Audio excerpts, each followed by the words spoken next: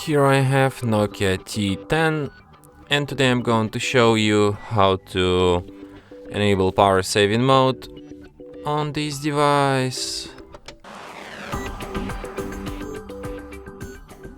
So firstly you should go to the upper bar, and here you can find the button battery saver.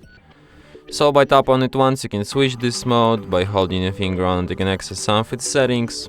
For example, you can switch these optimizations here.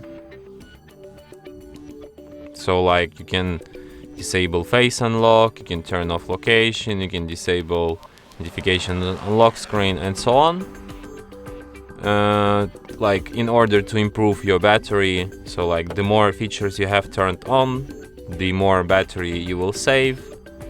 And you can also set up a schedule for it, and like here you select start time, end time, and yeah. And that's it. Thanks for watching. If you find this tutorial useful, don't forget to hit that like button and subscribe to our channel.